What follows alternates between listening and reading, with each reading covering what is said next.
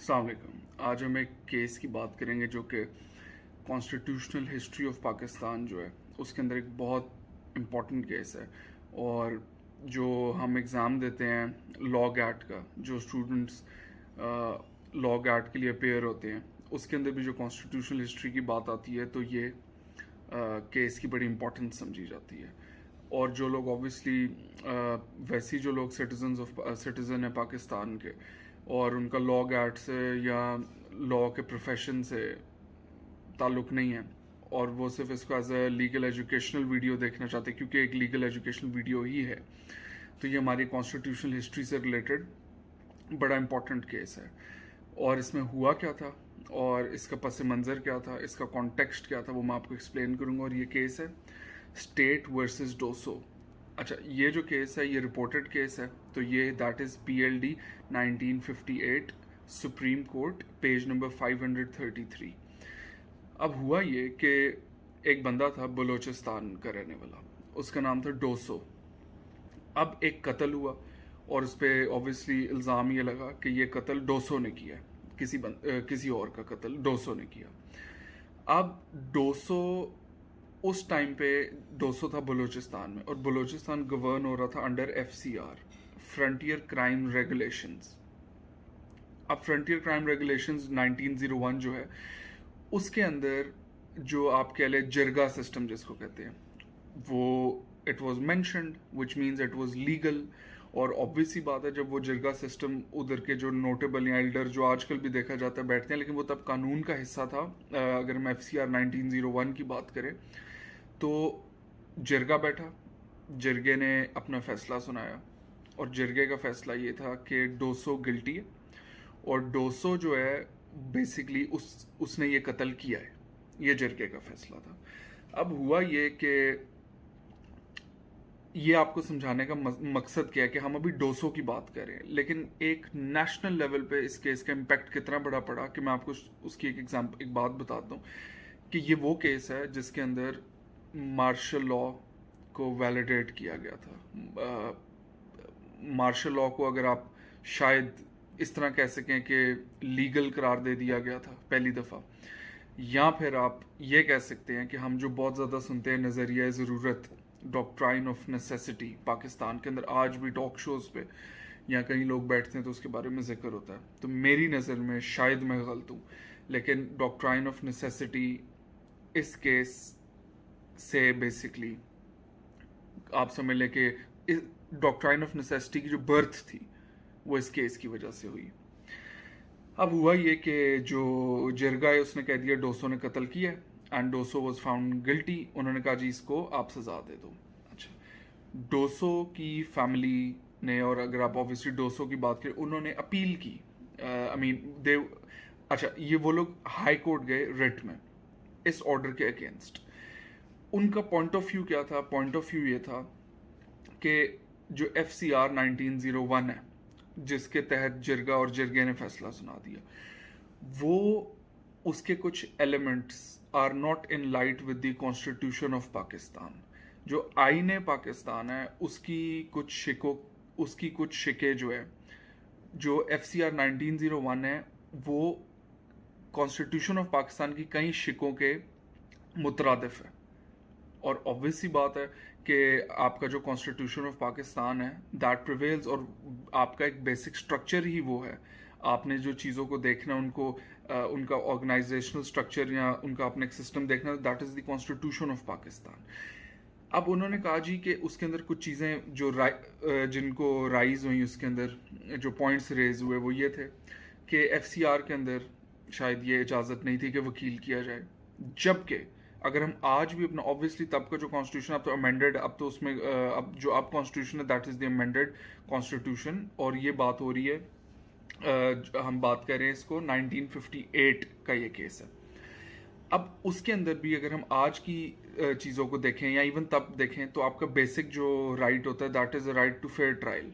अच्छा, उसके अलावा उसके अंदर जो FCR है वहाँ पे वकील करने की या उसको एडवोकेट, उसके लिए एडवोकेसी करने की या उसको एडवोकेट करने की किसी को इजाज़त नहीं थी। तो उन्होंने हाई कोर्ट में ये चीज़ कही कि ये जो FCR 1901 है ये तो कॉन्स्टिट्यूशन के मुताबिक ही नहीं है।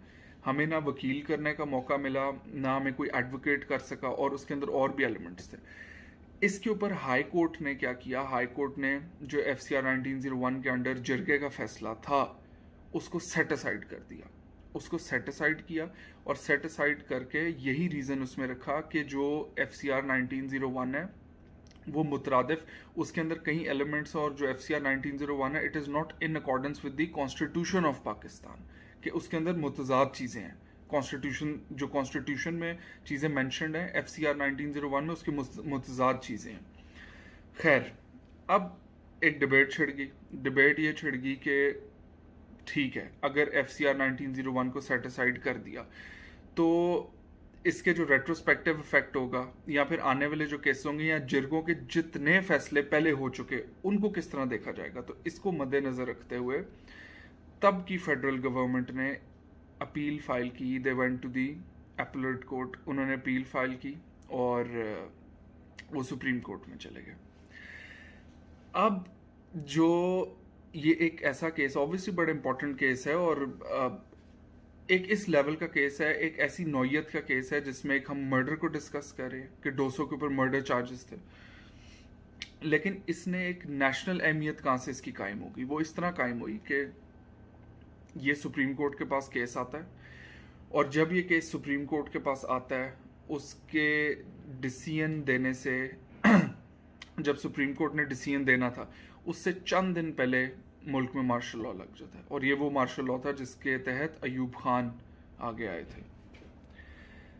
अब अयूब खान जब मार्शल लॉ लगा तो एक लीगल ऑर्डर आया, उस लीगल ऑर्डर में ये कहा गया कि कॉन्स्टिट्यूशन ऑफ पाकिस्तान को एब्रोगेट कर दिया जाएगा, कॉन्स्टिट्यूशन ऑफ पाकिस्तान को सेट असाइड करते हैं, और उसके अलावा जितने भी लॉज ऑलरेडी चल रहे हैं इंक्लूडिंग FCR 1901 जिसको हाई कोर्ट ने फैसला दिया था डोसो केस के अंदर कि वो कॉन्स्टिट्यूशन ऑफ पाकिस्तान से बरअक्स है, मतलब कि उसके साथ it is not in accordance with constitution of Pakistan. तो मार्शल लॉ लगने के बाद बाकी सारे जो बाकी कानून थे उनको एज इट इज़ एग्जिस्टिंग कानूनों को एज इट इज़ कहा कि वो ऐसे ही चलेंगे एंड दे आर वैलिड, जबकि कॉन्स्टिट्यूशन ऑफ पाकिस्तान को सेट असाइड कर दिया, एब्रोगेट कर दिया। अब सुप्रीम कोर्ट के पास क्वेश्चन ये राइज हुआ कि अगर वो फॉर एग्जांपल हाई कोर्ट का फैसला अपहेल्ड करते हैं, हाई कोर्ट के फैसले को मानते हैं और हाई कोर्ट के फैसले के साथ मुत्तफिक रहते हैं, तो उससे क्या होना था, उससे होना ये था कि हाई कोर्ट ने ये कहा था क्योंकि FCR 1901 in accordance with constitution of Pakistan नहीं है तो FCR 1901 को सेट असाइड उन्होंने कर दिया।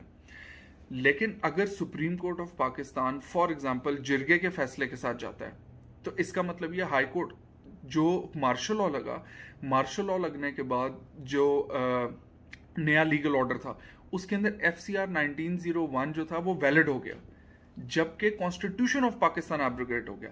तो अगर सुप्रीम कोर्ट ऑफ पाकिस्तान इस तरफ आती, अगर वो ये फैसला करते कि वो जिरगे का फैसला गलत था क्योंकि FCR 1901 in accordance with constitution ही नहीं है, तो फिर क्या होता, फिर ये होता कि आपका मार्शल लॉ वैलिडेट हो जाता। मार्शल लॉ किस तरह वैलिड, तो इसके बाद फिर हमने ये देखा कि जजमेंट आई। जजमेंट के अंदर अगेन ओपिनियन के तौर पे, ओपिनियन मतलब होता है हर एक का अपना अपना ओपिनियन के तौर पे, उसमें ये देखा गया कि एक रिलायंस रखा गया, रिलाई किया गया एक थ्योरिस्ट की थ्योरी पे। थ्योरी का मतन या कॉन्टेक्स्ट या क्रक्स ये है कि अगर किसी मुल्क में गवर्नेंस लॉ या उससे रिलेटेड कोई फैसला हो या कोई एक्शन, एग्जाम्पल के तौर पे, तो अगर उसकी रेजिस्टेंस ना आए, उसके अगेंस्ट ऑपोजिशन बाकी सिविल सोसाइटी या उसको रेजिस्ट ना करे, तो वो फिर एक्सेप्टेबल समझा जाता है या एक्सेप्टेबल समझा जाएगा। अच्छा, इस पे अब रिलाई किया गया, इस चीज़ के ऊपर रिलाई किया गया। अब इसके रिलायंस में जजमेंट ये आई कि डोसो जो FCR 1901 के अंडर जिरगे का फैसला था उसको अपहेल्ड किया गया।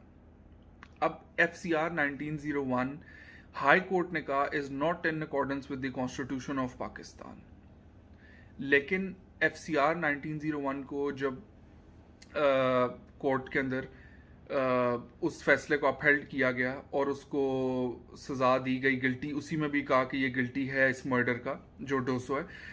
इसका इफेक्ट क्या हुआ? इफेक्ट ये हुआ कि मार्शल लॉ ने, जो मार्शल लॉ है, मार्शल लॉ ने FCR 1901 को वैलिडेट किया था कि FCR 1901 इज वैलिडेट, और कॉन्स्टिट्यूशन ऑफ पाकिस्तान को उन्होंने सेट असाइड कर दिया था।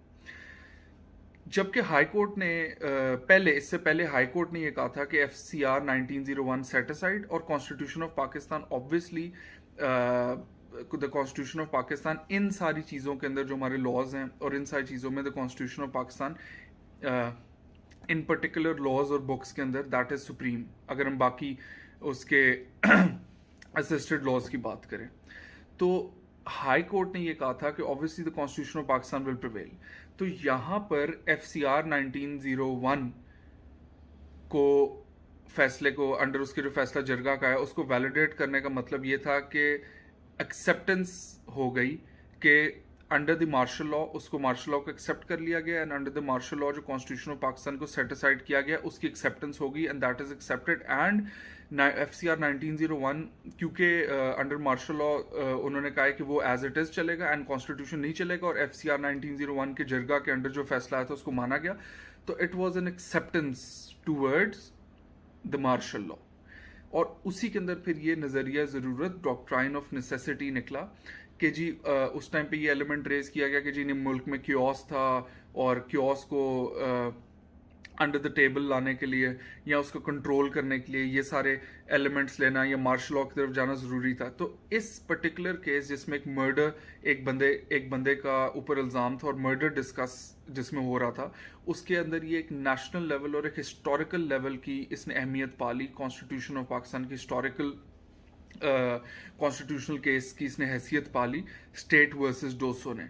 एंड आई होप कि मैं इसको आपको एक्सप्लेन करने में कामयाब रहूँगा, और मैं कोशिश करूँगा कि बाकी भी जितने कॉन्स्टिट्यूशनल हिस्टोरिकल केसेस हैं उनको मैं एक्सप्लेन कर सकूँ, क्योंकि ये मेयर एक केस नहीं है।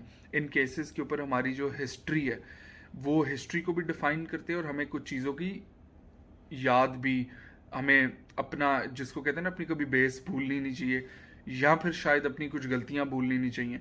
तो फिर हमें हिस्ट्री में जाना होता है, और अगर हमें हिस्ट्री बेहतर पता होगी तो हम फिर फ्यूचर के अंदर इन माय ओपिनियन बेहतरी की तरफ जा सकते हैं from learning our own lessons.